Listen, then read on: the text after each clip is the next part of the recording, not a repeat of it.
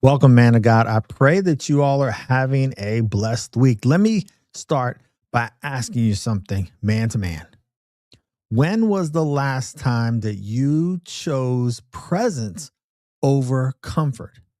Not success, not productivity, not even sleep, just presence.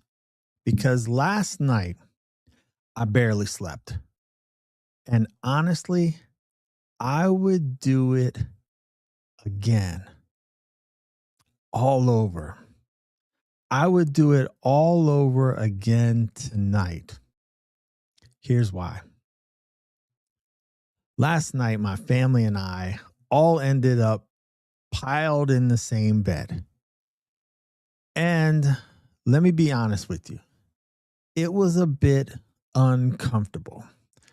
So there's me, my wife, we're in a split king, and our 11-month-old son. And we're all piled in the bed together. And was it comfortable? It was not, because yes, you would say, okay, the bed is large enough for everybody. But what ended up happening in the beginning is we all tried to pile in on one side. Usually my wife would be on her side with the baby, and I would be on my side. But last night, everybody piled in on my side. And so, was it uncomfortable?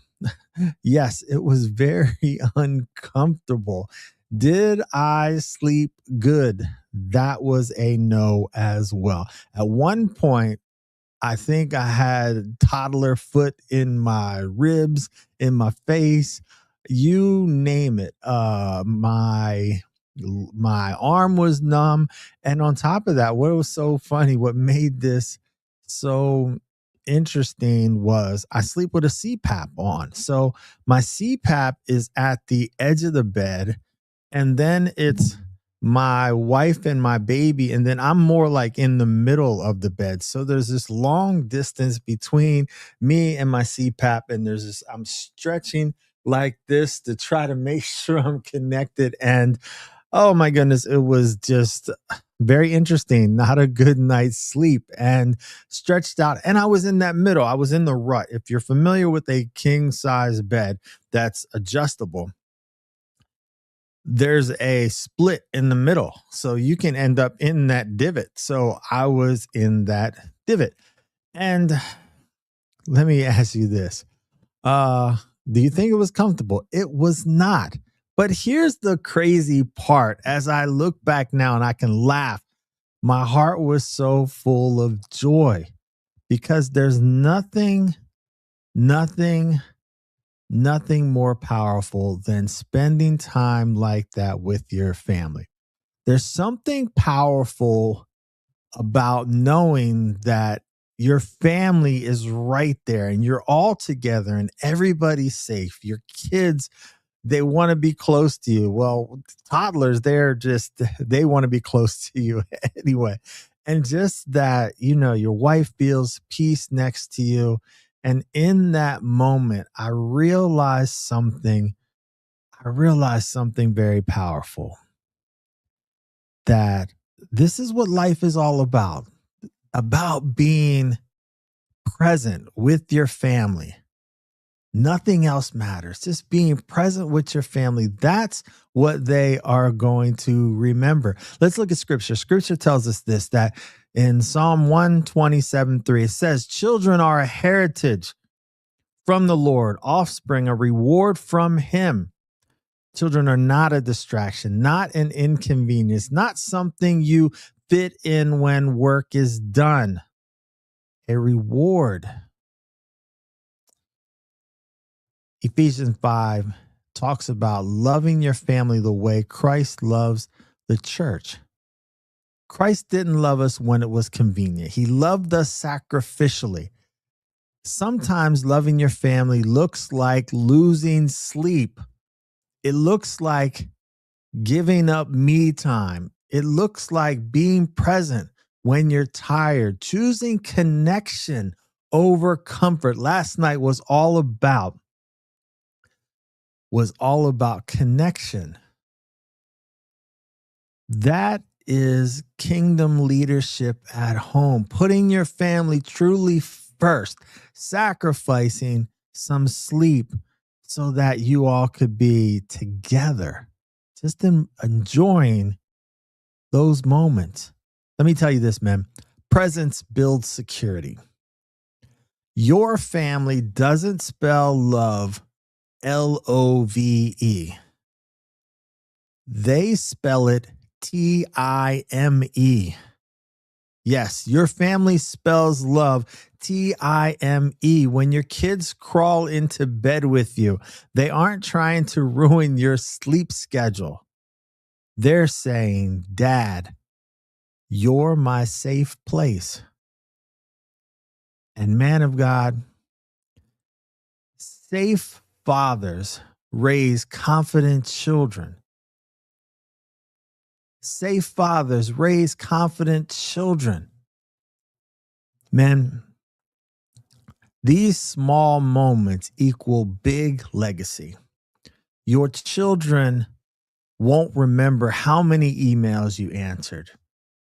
Your children won't remember how many late nights you work, but they will remember movie nights. They'll remember bedtime talks and bedtime stories, and they'll remember laughing in bed as a family. They'll remember feeling protected when storms hit outside and inside. I remember from my father, I remember the good times.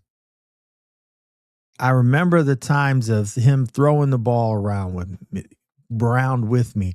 If you could just imagine, my father was older when he had me. So here my dad is in his 50s playing catch as I throw a baseball to him because I was a pitcher and he would get down. I don't know how he would get down in that position and catch a ball coming at him. Those are the moments that I remember with my father. I remember those good times.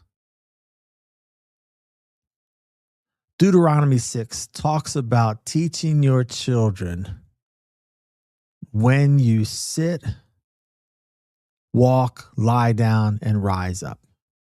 Let me say it again. Deuteronomy 6 talks about teaching your children when you sit, walk, lie down, and rise up. Translation is this: faith and family happen in everyday moments, not just church moments.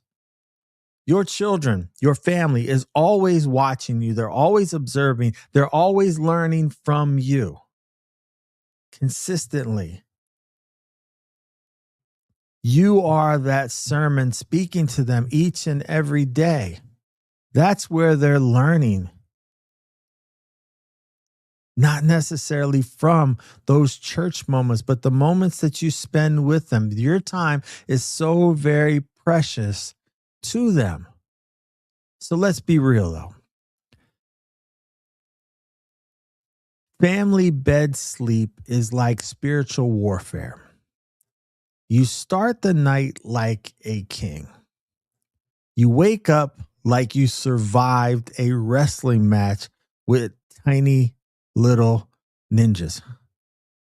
But sometimes the most uncomfortable moments produce the most meaningful memories. Let me say that again. The most uncomfortable moments produce the most meaningful memories. Man of God, I have a challenge for you. My challenge for you is this: put your phone down early. Put your phone down early. Sit with your children without multitasking. It's funny because my 11-month-old knows enough that when I'm on my phone and not paying him attention enough for him to grab it and put it down. Put it down so I will pay attention to him. Sit with your children without multitasking. Ask your wife how she's really doing. Don't just small talk, but ask your wife, how you really doing? Create one family moment, whether it's movie or prayer, or you go for a walk together, or a game or a bedtime talk. You don't need a vacation. You need intentional presence. My brother, Success is not just about your build or what you build outside your house. It's what grows inside your house. Joshua 24:15 says this: "As for me and my house, we will serve the Lord." Not just provide, not just protect, serve. Sometimes serving looks like sharing a bed when it's uncomfortable. It looks like losing sleep. It looks like gaining memories.